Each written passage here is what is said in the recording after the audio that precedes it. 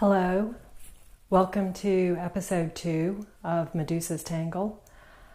This actually is the third episode that I've taped. The second one did not have any sound on it.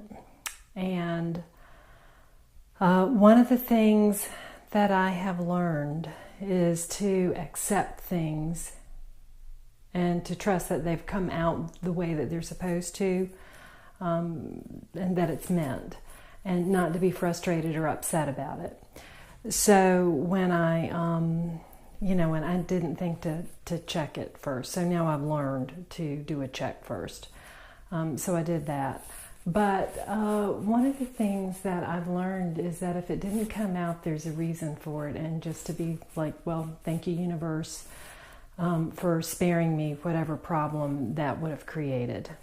So part of the way my focus has changed as I have grown in my spiritual understanding is I've really tried hard to be grateful for everything in every circumstance, and to trust that the universe is always acting in my highest and best good. So if something doesn't turn out the way I think, the way that I had intended it to, then there's a reason for it. And if I don't understand it, I don't need to worry about it. I can just trust that there's a good reason for it and move on and try again. So that is exactly what I'm doing. And I thought that I would start with, there was an issue hanging from the first episode, and that was, I got confused about the navel chakra, so I was able to look that up. And the navel chakra is the same thing as the solar plexus, which is the one at your belly button. And that's, again, the yellow chakra. That is your energy center for your will and your power. And it's also been reported to be the place where the silver cord that connects the soul to the body, I've heard it reported that it connects at that point. Anyway, so that's to clear up an issue from the first episode. And then someone was looking over my shoulder at the footage from the first episode. And it was apparent from their comments that they wanted to have more information about what I had learned in the Michael Newton books. And this time I brought the correct one. So this is the first one, and it's called Journey of Souls. And when I report this information, it's not all from that book. A lot of the information also comes from the near-death experience literature.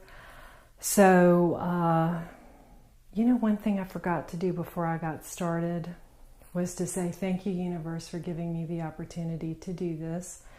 Thank you for giving me the guidance to do this. And thank you for blessing this endeavor and helping me to help others. Okay, all right, that's a good start. Now, where was I? Oh. So a lot of this information that, I'll just sort of like pour out is also gathered from near-death experience literature. And there are many authors on this subject. Some of the ones that just come to me right off the top of my head that I've enjoyed reading are Raymond Moody. Who was the other fellow? Morse. And I do not remember his first name, but his last name is Morse. And he's done quite a lot of near-death literature.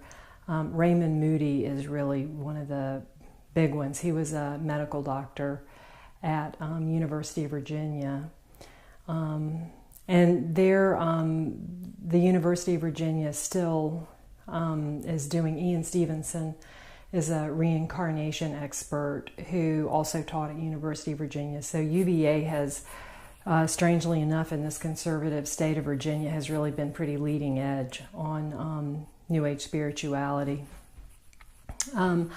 And other near-death experiencers, Eben Alexander was a neurosurgeon, or is a neurosurgeon from Lynchburg, Virginia, and he had a famous near-death experience that he's written about.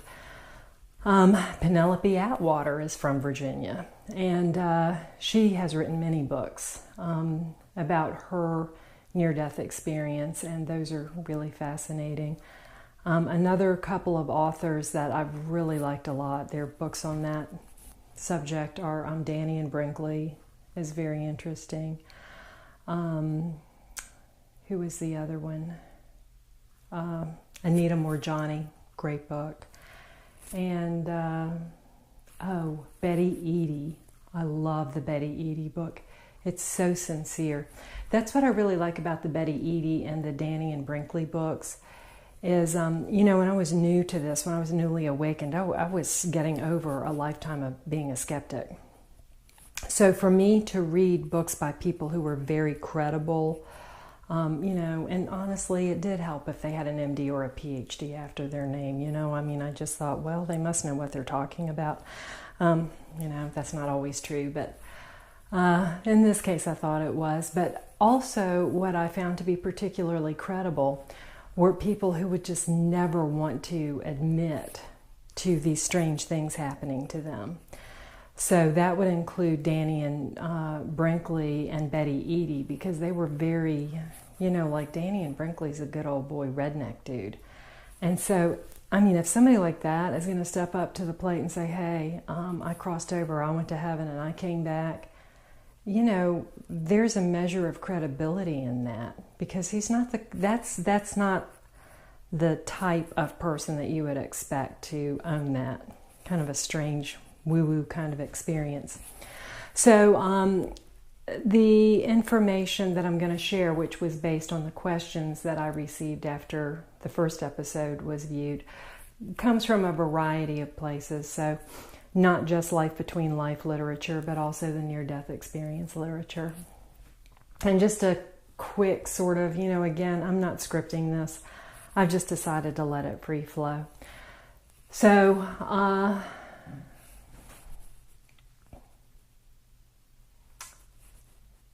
very commonly, what you find described when people die is they very often describe a tunnel, going through a tunnel.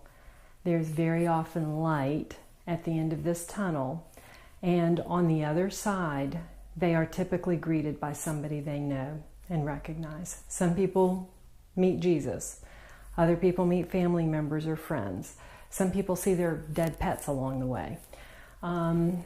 So there's some measure of familiarity so that you're not completely confused about what's going on.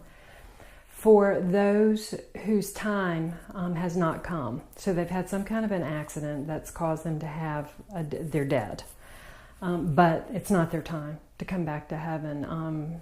That essentially forms the core of the near-death experience literature. People who died, and it's like, hey, you can't stay, you got to go back. And it's really interesting, a lot of them don't want to come back because apparently when you get there, it feels so amazingly good that you're just like, oh my God, don't make me go back. But they have to go back. And for those folks, what they find is that there's some kind of a barrier, like there'll be a hedge or a wall or a fence, but they're not allowed to cross. Occasionally I've read about people who are given the choice, and what they're told is, well, if you cross that barrier, you're not going back to Earth. So that's a common feature that, is reported very commonly in near-death experience reports. Now, so that's all well documented. I feel like it's trustworthy information, so I feel like that's part of the trip, when you cross over. Now, the other stuff that I'm going to talk about next comes from the life between life literature. And again, that's Michael Newton. And then I did bring the Robert Schwartz book. He's another one who has really well documented information. Now, his does not come from the same methodology as Michael Newton. So what Michael Newton has done is hypnotize the subjects and taken them into a brainwave state that allows them to access their superconscious. And And another that I bring, another person who does that also is Dolores Cannon. So she's another one who has information about heaven, who's done heaven research. And that occurs through hypnosis. Now, Robert Schwartz uses different techniques. He also uses psychics and people who channel. So there's a lady, I believe her name is Pamela Kriebe. I think she's Danish, or her husband is. Anyway, I think they're from Denmark. But she channels Jesus, and she reports information that way. Some of these other ones are psychics and connect with their spirit guide or the spirit guides of the people who are being studied.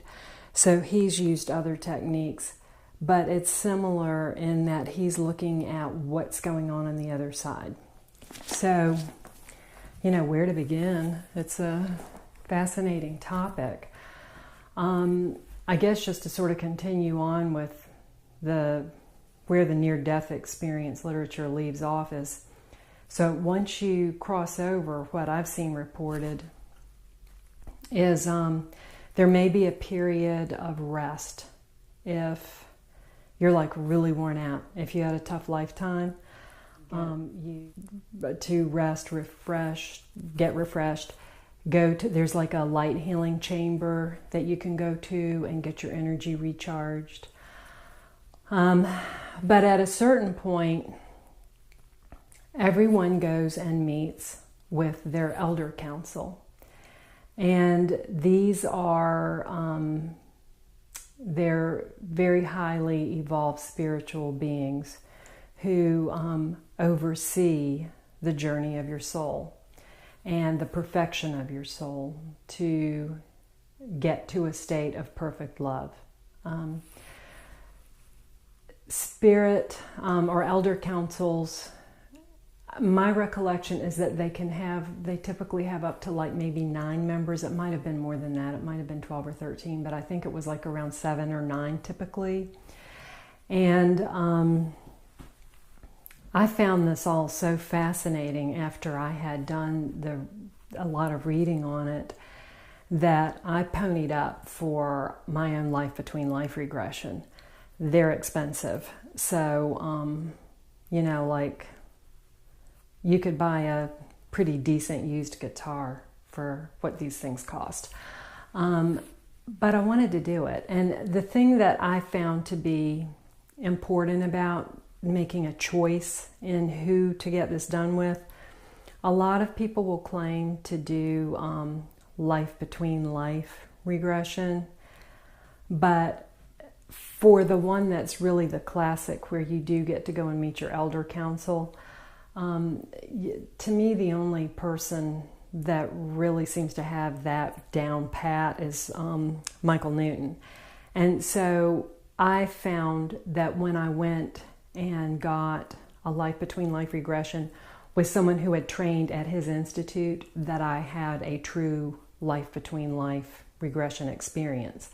When I had tried them with other people, it really just wasn't. It was like, well, I could answer questions about the lifetimes and why I had had them and what I learned, but it wasn't the classic, I could go see who was on my elder council.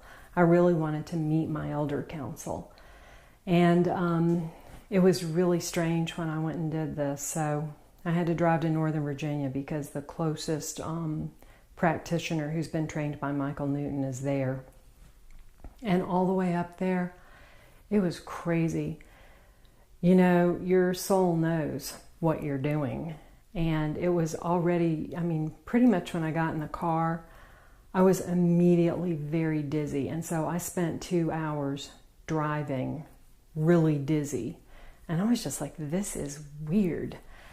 Then I went there and did the life between life regression.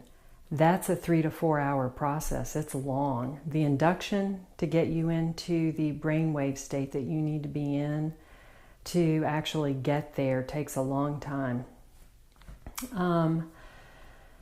And I did get to meet my elder council, and you know what was really cool about it that I found interesting? Well, okay, I only had one person. So what I saw was this black, it was like in the middle of nowhere. It was like the middle of outer space or something. It was just black. And then I saw this, like, it was almost like northern lights, but it was almost like this kind of like curtain of rainbow light. And I think you pronounce it dais, you know, but like, you know, like you would see like in the cartoons, you know, of the superheroes at their headquarters, and they would have like a big desk, something like that. And so it was like a rounded kind of dais. And there were spots for, you know, however many members of my elder council, but there was only one. And so he was sitting on the far left, and he looked like an old wise dude, basically, kind of like Gandalf from Lord of the Rings, from the movies, you know, but that kind of look, like, you know, wise old man kind of look. And he was sitting on the far left side, and so, you know, I went up to him, and I will say that, and the counselor or the hypnotherapist who led me through this said that afterwards, she told me that this is very common, but behind me to my left there was somebody there, and she says that that's like your main spirit guide, and typically they're always with you when you go and meet with the elder council, because it's like a really big deal when you do that, because they're super evolved beings, and it's not like you can just go visit whenever you want. It has to be, you know, very specific times when you go. So there was only one person on my council, and it was this elderly sort of wise man, and I wanted to know what is my soul purpose? Why did I come back to Earth? Because, you know, it's not like, for many of us, it's not like it's like, you know, roses and fireworks and that kind of thing all the time. I mean, it has many challenges. And I'm not telling you anything you don't know on that front, but I just wanted to know, why did I choose? And it was interesting, he didn't ever move his mouth, but it was just like I knew, I guess it was telepathic communication. And it was kind of like he was basically telling me, you know. And when I was in that state of, you know, being, and I mean, I'm telling you, I'd been dizzy it's heavy duty doing this. It's hard on you physically to do this. And so I'm deep in this hypnotic state, and I'm just kind of like, yes, I know. Well, I'm kind of like, do I really? Now that I'm not in that situation, but when I was there with him, I was just kind of like, yes, I know. Like, there's some part of me that knows. I guess I'm doing it right now. I suppose this is part of it. I think it probably is. So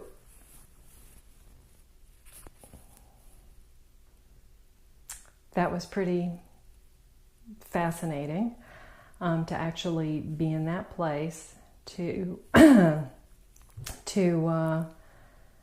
meet this one person on my elder council. Now, something I learned afterward, and I didn't know this, but I'm gonna have to have a sip here.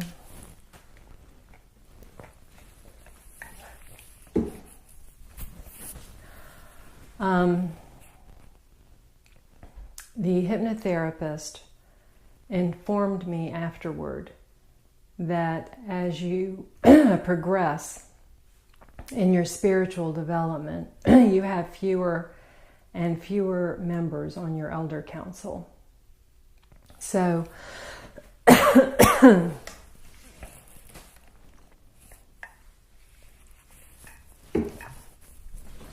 only had one. So I'm still sort of trying to gather what that means, but there was just one.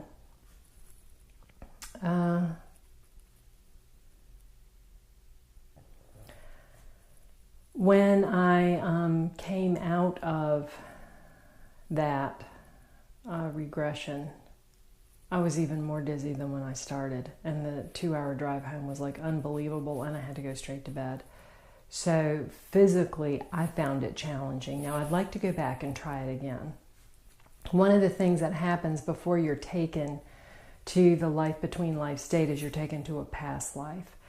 So I apparently seem to have a lot of lifetimes in the Netherlands. And so I went to a past life that was there with, you know, a soulmate that I know well, and evaluated that lifetime. And then it was after that death that I was taken to meet my elder council.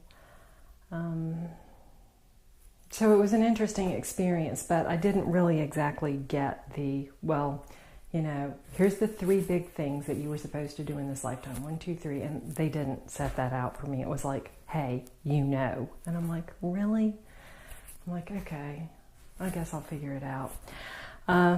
Anyway, so everybody, when they cross over, they go and they meet with their elder council, and they review what happened, like the big major points of what happened in your lifetime and how you did with respect to what you had planned to do. Because one of the things I've learned from Michael Newton and others is that before you come to your lifetime on Earth, you plan it. There are certain goals you want to achieve. There's certain karma you want to work out, learning you want to do, and assistance that you want to provide to your soulmates. So one of the things you do when you cross back over is you evaluate how you did relative to the plan you had when you came in. Another interesting thing about Earth lifetimes that I have found to be consistent among the literature is that you choose your family. So in your life planning session before you come down, you are typically presented with about 3 choices of families that should, you know, help to facilitate the particular learning path that you're on. And you get to choose, you know, from those 3. I've heard that occasionally they'll present more, but typically it's 3. And they're typically soulmates or they're in groups. I'm still not at a place where I have put together all that structure, because I find information from, there's a fellow named Joshua David Stone who's written about the ascension process. There's Robert Monroe who's written about his findings, which were all first-hand findings from his own astral projections. And then there's all this other literature, the life between life and the near death. And I don't feel like among all of that, that the sort of the social structure of the spirit world is really 100% crystal clear to me at this point. I've read that a soul actually has like 144 components. So like this being that I am here would be one of those 144 components. But then, which is 12 times 12. For some reason it's like 12 broken down into 12, and I don't really remember how you got to 144. I just remember that was the total. And then, you know, I've read Michael Newton, who basically says typically a soul group, so your learning group that you typically incarnate with, is typically, you know, not more than 24, and sometimes it's as few as 3 or 4. So I don't really know how to sync those things up. And here's another little tidbit that's also confusing to me is Robert Monroe describes, I don't know how to put it other than to say these facets of the self, but I hope I'm remembering this properly.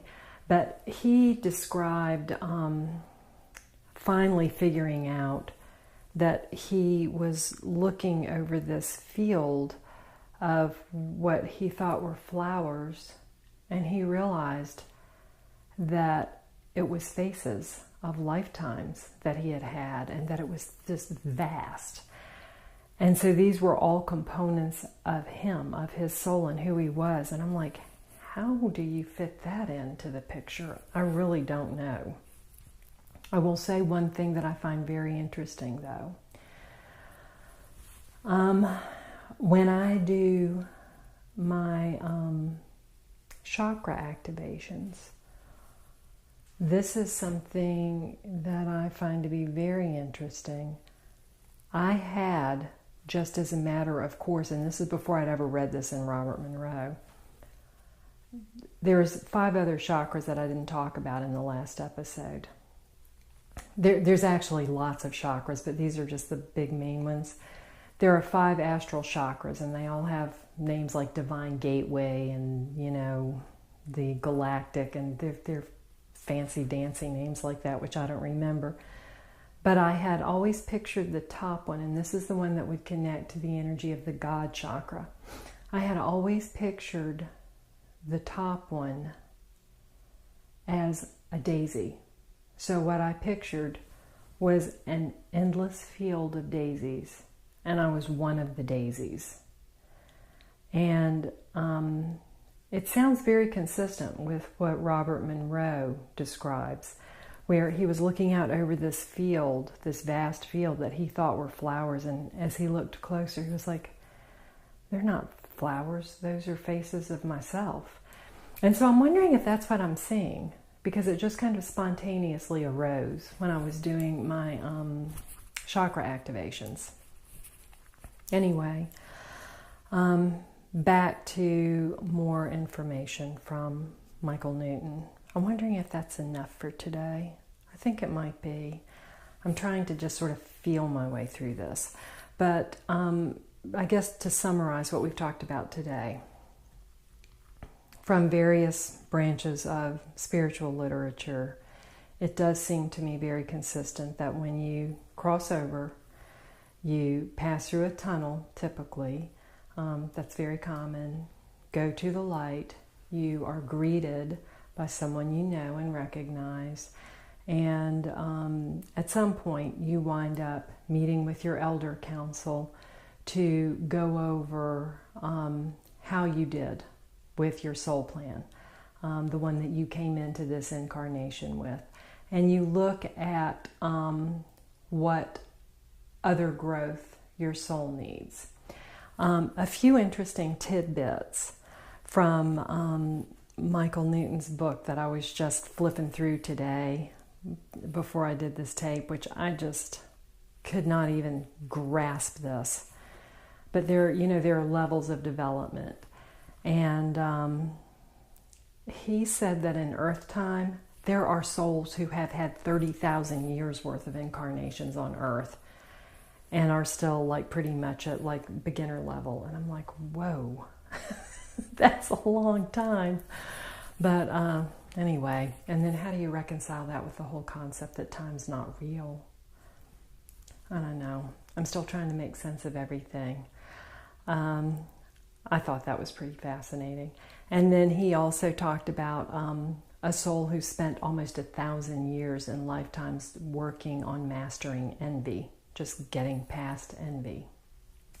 I guess if I'm going to relate anything in my personal experience to any of this, since I've awakened, one of the things I've noticed is that I really have profoundly changed. So in the last, when was it? 8 years ago. It's almost 8 years ago now. I have profoundly changed. I used to be very, cynical for sure. I was a huge skeptic. But I also was pretty defeatist and negative. And I noticed that I've changed a lot. If I took a snapshot picture of today and compared it to where I was when I started, it's really, I'm much more positive and hopeful. And it's really improved my life significantly to wake up. But I've definitely grown, and I just have kept taken step after step down the path, and I've tried to incorporate the things I've learned. One of the most important lessons being that of gratitude. And I gave an illustration of that at the beginning with my complete failure at the second attempt to do an episode, and I'm just like, nah, okay, I'm sure that that's fine, and it happened for a reason. So, all right, that's my rambling on the other side for tonight. And I wanted to switch over to more crystal talk just because I love crystals. And I got 2 new rings today, so I thought that was a perfect thing to talk about. And the rings I got, and I'm hoping this is close enough for you to see, this is a moldavite ring, and this is black onyx. And then, so you can see these other rings. This is a moonstone, and this is a peridot. And this is an aquamarine ring here. This is another peridot, and this is a tiger's eye. And I wear so much peridot because I kept dreaming about it. I would wake up with this color, and it would be all I could see. And I was just like, what is that? And then I thought I better look that up and see what crystal is that color. And then when I found it, I thought, well, I better buy some. And I came across these 2, and when I bought them and started wearing them, I no longer had the dream. So I think that that was a message that I was to wear this particular crystal. So one of the things I wanted to talk about just in terms of practical spiritual practice is wearing crystal jewelry. So one of the things that I'm convinced of is that every single thing has meaning and purpose. Everything. The power of the divine to be able to infuse every single thing with meaning and purpose is beyond human comprehension. But I believe that it does exist. So it does matter which finger wears which ring. The rings themselves, the crystals, have a particular energy, and the digits have a particular energy. And the way that I match the crystal to the finger is pretty much the same way I do this this video blog. I just kind of feel my way through it. I find that to be I feel like that's my spirit doing the work when I do it that way. So today I ordered this actually. So a good friend of mine who's a geologist gave me this crystal. It's a moldavite. And I got it made into a ring by a ring maker in West Virginia. And I had intended it for this finger, but it didn't feel right. It hurt. And it hurt. So I moved it over to this finger because the ring that was on this finger broke, which was no accident, I'm sure. And this is where it feels good. So it's meant to be on this finger. So I thought an interesting thing to do would be to look up what is the metaphysical meaning of the little finger. So first of all, the left hand, and this is true of anything, really, left side is typically the female side, right is the male side. Female energy is intuitive, soft, receptive. Male energy is the energy of creation. It's about being assertive and active and giving. Female energy is about receiving and being inspired and intuitive and artistic. So it's on the female hand, and it's on the pinky, which is the energy of new ideas, perfecting mental processes, and clear communication. So that's what the pinky is about. And so what is moldavite? What are the powers and the energies of moldavite? Well, it's about unexpected solutions, awakening and transformation, and it fosters a strong connection to the ascended masters, and it draws to you thought patterns that assist with ascension and illumination. So, the communication finger, the mental process finger, is basically also paired now with a crystal that fosters a connection to ascended masters. So it's no accident that this crystal wants to be on this finger. And I think it's just so I can hear better, so I can feel better, so I can, and when I say feel, I don't mean feel good better. I mean like feel as in feel, intuit better, the guidance that's being sent to me. And one of the ways that I receive guidance is I channel Jesus. A lot of people channel Jesus. When it first started to happen, I looked it up because I thought, okay, that's just weird. You know, that's weird. And I didn't go for it at all. I'm like, that's just too crazy. But basically what had happened is it was a multi-step process.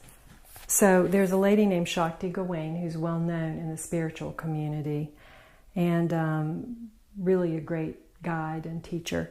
And she has a book called Meditations. And one of the meditations is Meet Your Wise Being. And I wanted to know, who is my wise being? Well, I did the meditation and Jesus showed up. And I'm like, okay, cool. That was nice. I thought it was kind of weird. I thought it was even weirder when I got this book. It's called Opening to Channel, How to Connect with Your Guide. So I did the exercises in this book, and what I found is that they worked. And somebody started talking to me, and talking to me about Middle East politics, which I was just kind of like, I did that a couple of times, and I was like, this is just not my cup of tea. So I quit doing it. And then I noticed that I was being talked to by whoever this was when I was taking walks. And so I finally just asked, I'm like, well, who is this who's talking to me? And I should have thought of it because I'd already done that Shakti Gawain meditation. But I'm not the best at synthesizing information. So I gather a lot of it, and it takes a long time for me to like really put it together. But so anyway, I just asked. I'm like, well, who is this? And it was Jesus. And I'm like, Jesus is talking to me? I'm like, the people get put in psych wards for this kind of thing. So I went and researched it, and apparently a lot of people do channel Jesus. And so I was like, well, all right. So Jesus talks to me. And the universe sent me this ring and wants it on this finger. And I guess it's so I can listen to him even better than I have been. Okay, and he's talking to me now and he agrees, yes. So, all right. And I think, is that enough for tonight? Was there something else that I had wanted to mention? I don't think so. I think... Oh, I will tell you the history of moldavite. Moldavite to me is a very special crystal. It only exists in 2 regions in the world, and they're near Czechoslovakia. What happened is a meteorite collided with the earth, and when that happened, it formed this crystal. And it's just in these 2 regions of Czechoslovakia. So it's the extraterrestrial stone is sometimes what it's referred to in the spiritual literature, but I think it's a really special crystal, and I have it set in copper because that's a highly conductive, it's a very highly conductive metal, and so I wanted to give it even more power. So I'm very excited about it. Today's my first day wearing it, so we'll see if I notice any changes. Most of the time when you work with crystals, what I find is that they are effective in basically improving you in the ways that you seek to improve yourself, but the changes are subtle and long-term. So you could start working with crystals, and like maybe a couple years down the line, all of a sudden you'll notice like, hey, I seem to be able to like have dreams that come true the next day. Like I've noticed that. for sure. And I do sleep with crystals under my pillow that are designed to improve clairvoyance. So it's not the kind of thing where you know, like I'll wear this and tomorrow all of a sudden it's like Jesus is going to be a chatterbox in my ear, although he would be if I wanted him to be, because he always answers when he's called. But the changes are subtle and long-term, but they do actually, crystals do actually work. So I think that that's probably enough for this week. And thank you for listening. Until next time, I'm Neumarr Sixstar. This has been Medusa's Tangle, trying to figure out the truth of reality in the universe. And thanks for joining me.